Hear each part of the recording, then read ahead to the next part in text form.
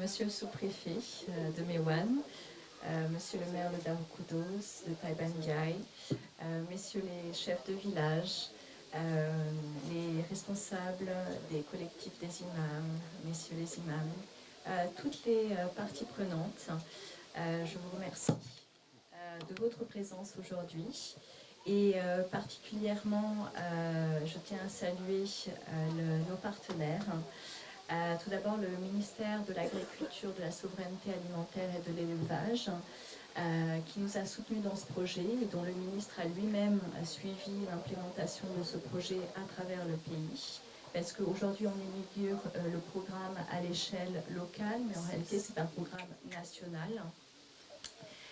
Ensuite, effectivement, nous remercions également l'Agence nationale du Conseil agricole et rural,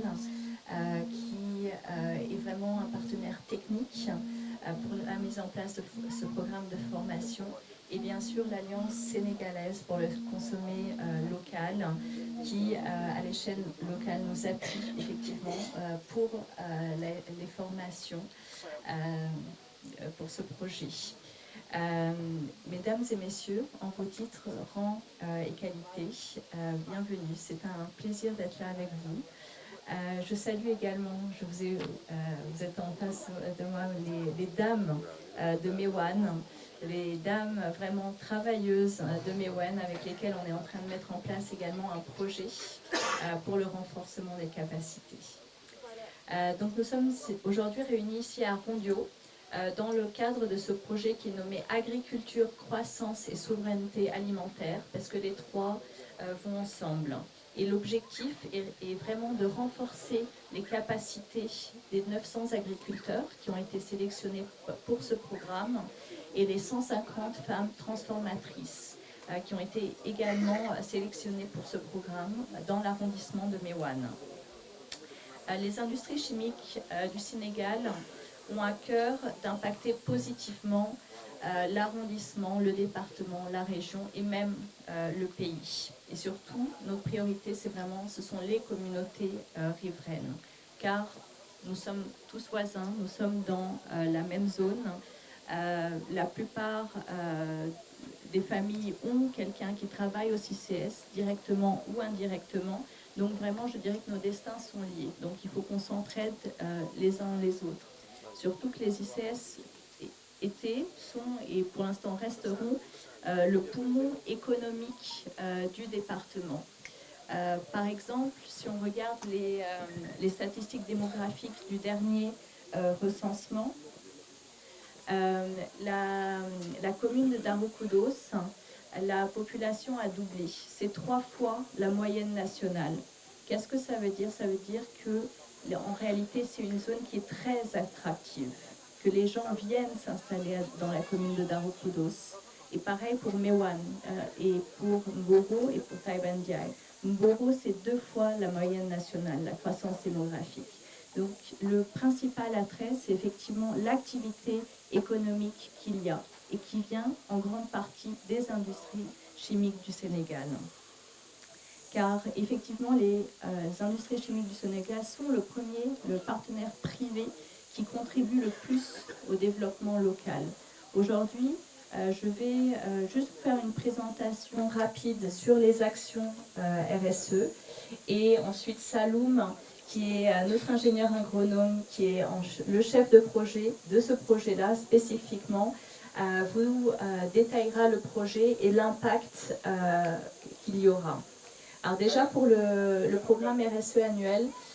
comme monsieur le chef de village a salué,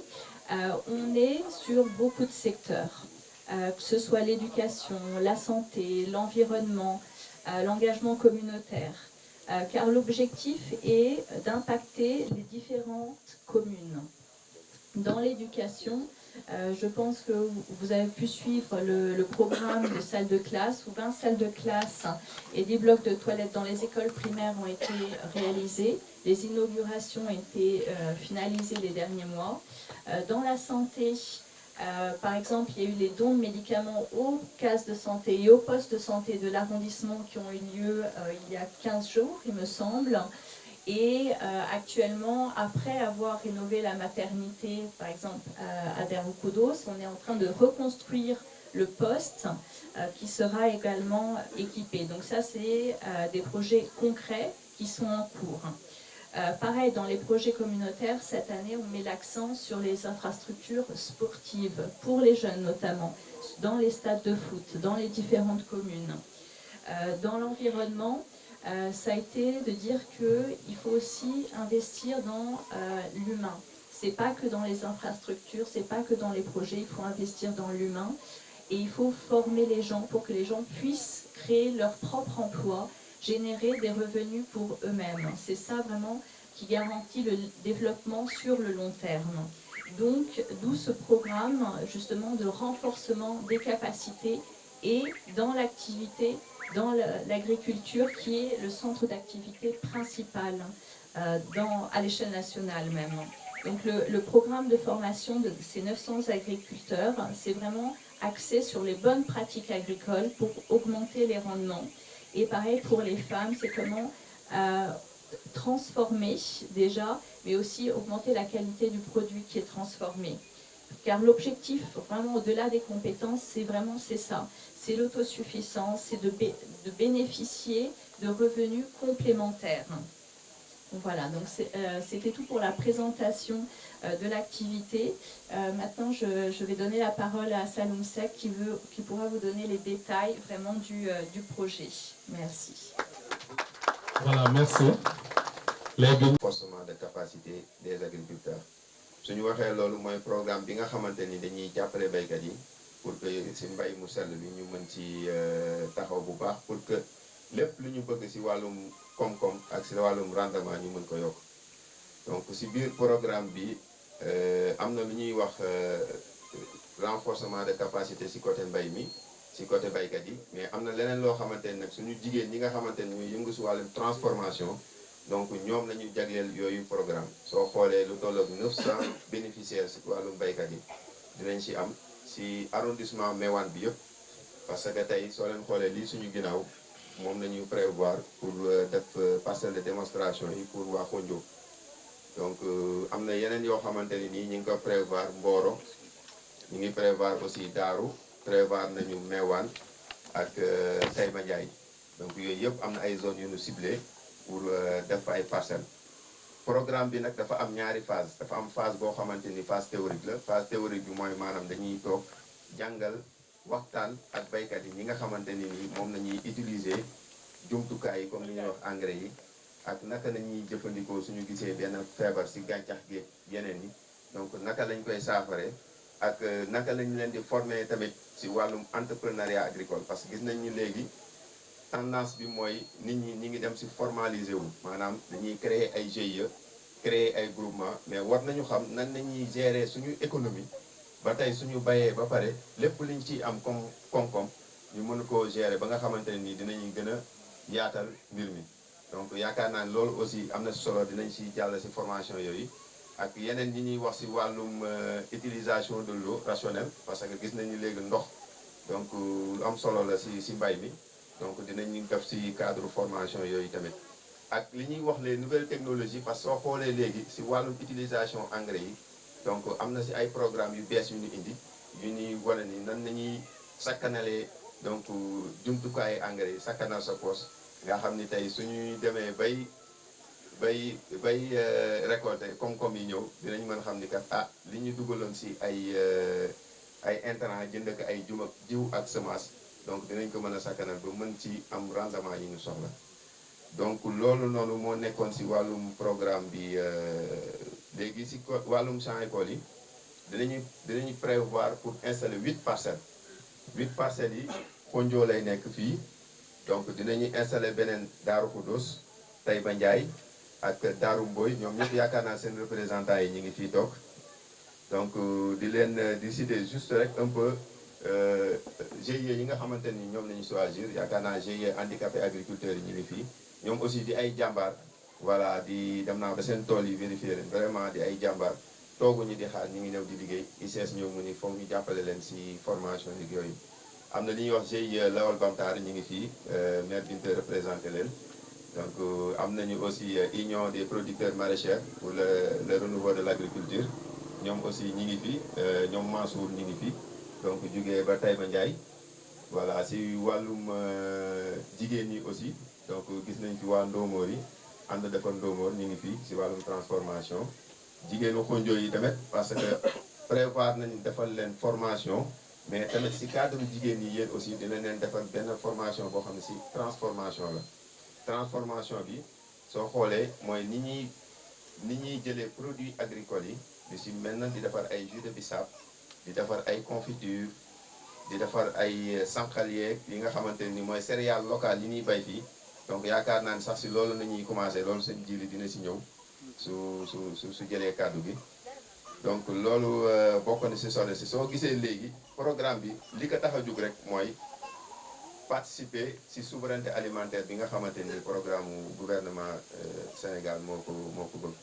donc ñun si loolu la ñuy yëngu vraiment di ñaan yàlla li ñuy jublu si programme bi ñu commencé que bisimilahi rahmaani rahim jeexal ko si alhamdulilahi rabil alamin donc di leen santaat bu baax di santaat bu baax suñu partenaires yi comme ni ko Sandrina waxee donc le représentant de ANCAR ñu ngi fii donc ñoom aussi def nañu rencontre ak ñoom vraiment waxtaan si te ñu ngi di la jox sa wàccuwaay di nuyu madame Sandrina Gomez mi nga xam ne ni moo yore développement durable ak communication bu commune bu Taïba Ndiaye bu des ICS waaye dama cette déformation la c'est dans l'ordre normal des choses. très bien di nuyu sunu sëriñ sëñ Jili Samb mi ngi xam ne moo jiite ASCL muy kuréel gu am solo dinaa ci ñëwaat di nuyu le représentant du directeur de l'ANCAR monsieur Moustapha Lo nga xam ne ni suñu rakk la wax na ko def nañu juróom-ñetti at ensemble mu liggéey bu am solo ci arrondissement bu Meouane ndax am na période boo xam ne Taïba Ndiaye amul car mais moo boole car yooyu yëpp moo ko Biteye Abdallah ñu liggéey ci liggéey bu am solo di nuyu sëñ Moustapha Seck directeur ñu ngi ci ginnaaw moom itam wax dëgg yàlla muy kenn ci noonu ñu yar nga ànd liggéey di nuyu ñi nga xam ne ñoo ànd ak madame Sandrina Gomez équipe am bi yëpp kenn ku nekk mën nañu la tudd ci sa tur jaar ci di nuyu les imams mu ci sama imam nag laay jiital muy imam Mansour Diop teg ci chef de village bu Daara Khoudoss teg ci sama njóobeen bële monsieur Diop sëñ Ndiaga waaye ñëw ci sëñ Abdourahmane Ka di ko nuyu bu baax di chef de village bu Xonjo dama dégg léegi-léegi ñu ni tubaab de dem na Paris ñu ni dem na fu mu miin waaye Assane it ñëw na Xonjo waaye ñëw na fu mu miin ndax fii yaakaar naa ni duma fi gan dama ñëw sëñ Abdourahmane dalal ma ñu liggéey bu am solo ba léegi nag tool yooyu ñu ngi fii di sant ñëpp di gërëm ñëpp ci turu Cheikh Sall di maire bu Meouane ci lay waxee ndax mooy président de l'association des maires de l'arrondissement de Meouane ñëwul ma teewal fii Magor Kane teewal fii Abdallah Tall waaye teewal fii Taïba Ndiaye ak Cheikh Sall moomu di nuyu représentant Magor monsieur Ka ci discours bu am solo bi nga xam ne ni wax na ko fii ñi nga xam ne ni jël nañ fi kàddu monsieur de l'ANCAR vous avez du pain sur la planche parce que ñi ma dégg ñu wax ñëpp kenn ku nekk domaine bu mu dugg mën naa ni expert la ca kon nag njàngale mi xam naa ni bootul échange sax lay doon mais yàlla dina leen ci jàppale ndax ñoom ñëpp kenn ku nekk xam naa leen di nuyu nag sama jigéen ñu tedd ñi nga xam ñoo yàgg ànd di liggéey ci wàllu transformation su ma ci tuddee madame Fatmata Giro Loum tudd ci Fatma Diouf Mariama gisoon naa ko fii ñooñu ñëpp ñuy liggéey bu am solo ci wàllu transformation bi di wax rek ni la maire yi moom pare nañu pour ñu accompagner le projet boo ñëwee man maa ngi Taïba Ndiaye mais Meouane dama am benn projet boo xam ne avec la chambre d'agriculture bu Saône-et-Loire en France ma ñëw ñu clôturer fa lu war a mat 3 hectares def fa benn mini forage te pourtant mën naa ko def Taïba Ndiaye mais Meewaan mooy suñu chef lieu d'arrondissement ma ne lii mérité na ko kon nag bu ngeen waree def ay champ école yaakaar naa ni terrain boobu tool boobu monsieur Lo xam nga ko ba léegi ñoo ngi ànd di ci liggéey ak ANCAR pour division à grande échelle de certaines variétés de manioc provenant du Ghana boo ci tuddee Afficia fii Banki Ema Sika Ampong Broni yooyu yëpp ay xeeti ñam bi la yoo xam ne ñoo ngi ko jëlee Ghana di ko expérimenté projet boobu nag ñoo ANCAR gi ñoo ànd sama xel dafa dal suñu àndee ñëw fekk fi ANCAR ñu ni ñoom ñoo war a yore projet bi muy wàllu renforcement de capacité des agriculteurs muy loo xam ne nii lu am solo la man dama cee sawar bi ma déggee rek ñu ni wàllu mbay la ICS woote tey ma ni ICS dafa la yóbbu na ma fa bi Sandrine naa ñëweeg léegi nañu dem ñu inauguré ji nañu dem tegi pose première pierre dans tout l'arrondissement de Meouane mais au-delà de l'arrondissement de Meouane kon ñu ngi leen di sant bu baax ñoo ngi leen di gërëm seen taxawaay Sandrine naa yàggoo fi de waaye neex na ba pare ñu ngi leen sant di la gërëm su ñëwee nag ci renforcement de capacité des agriculteurs mbay man a jàpp naa ni ñett ñoo ko yor muy la production la transformation ak accès au marché su ma tuddee la production déjà li ngeen wax yëpp ñu war cee former nit ñi lu ci ëpp ICS da koy jël en compte mooy man bi ma ciy jiital mooy l'intensification changement climatique ñëw na suuf yaa ngi manqué dinaa leen ko wax nag ICS ngi jël wàllam di lekk bu baax ci suuf si GCE ngi jël wàllam di lekk bu baax ci suuf si climat bi jël wàllam di lekk bu baax ci suuf si kon nag fu ñu war a bay am fa une tonne à l'hectare nañ ko intensifier pour ñu mën fa am 10 tonnes à l'hectare. Pour cette intensification qu'est-ce qu'il faut? Il faut d'abord de très bons intrants. La production la production commence par avoir de très bonnes semences wax nañ ko fii semences yi bari na mais jaxasoo na kenn xamul semences yi lan la am na soxna si wax na ko soxna Binta nee na ñuy bay semence booy dee bay semence di nga xam li nga am lan la moo tax ak ISRA ak ANCAR ñoom ñëpp dañ cee war a dugg parce que réew mi da addina bi moo toll foo xamee ni nii Inde li melan di ko indi ceeb fi yombatul keneen li mën a yombatul kon nag ñun itam ñoo war a jël suñu matuwaay di fexe di dunde li ñuy bay man concept boobu dañ ni produisons ce que nous consommons et consommons ce que nous produisons man benn bi dàq naa ko produisons ce que nous consommons ñun ñoo ngi lekk ceeb ñoo ngi lekk lépp yooyu yëpp dañ koy jëndi mais li ñuy bay fii moi je préfère maak sëñ Djili qu'on va consommer ce que nous produisons ici soo jëlee lu mel ni ñam bi par exemple ñam bi moom laa gën a xam yeneen yi ñoom Fatoumata wax na ko bu demee Nigéria dañ ko légiférer mënoo lekk farine au Nigéria te 10% bi c'est pas de la farine de manioc moom lañ ciy incorporer par force su ko defee ça va booster la production ah su ko defee yow li nga doon importer ci farine bu blé ak yooyu wàññi nga ko 10% te peut-être prix bi c'est plus compétitif ici se transformer le manioc en farine ou bien en amidon du jar ñu ci sori parce que yëpp thème bi jël nañu ko ci la production intensification d'abord avoir de bonnes variétés maîtrise de la terre et cetera ak les semences bi ci des la transformation moom itam jël ngeen ko en compte mu ci wàllu bu ci xam ne bu ci am solo la bi ci jiitu wax nañu ko dañuy bay di produire li ñu produire y a les pertes post-récolte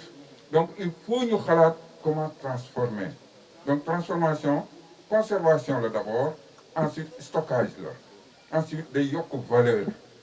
parce que li nga jël nga bay ko rek dem jaay ko bokk la li nga xam ni da nga koo bay ba pare nga supporter di ko jaay prix yi duñu tolloo te di nga am ay emploi yoo xam ne nii créé nga ko ci donc transformation bi également mën nañ cee wax lu bari bi ci des accès au marché nag ay financement yeeg yépp ci la bokk parce que wax nañ ko bay ba pare nga lambatu foo jaayee loolu wóorul bu ñu sañoon dañuy dem di étudier marché yi dans 3 mois kët war nañu mën a bay indi fi lii jaayee ko prix boo xam ne nii baykat bi dina ci gis boppam commerçant bi gis ci boppam transporteur bi gis ci boppam consommateur bi également mu gis ci boppam donc mooy l'accès au marché. donc mën nañ cee wax yu bëri lu ci des nag man ñambi ji moom lañ ma dénk di sant le président Diomaye Faye ren jox nañu 20 000 hectares de boutique de manioc qu'on doit disséminer à travers le pays jox nañu 1500 tonnes d'engrais yi ñu war a séddale à travers le pays ah boo amee kilifa gu mel noonu nag ba lay defal noonu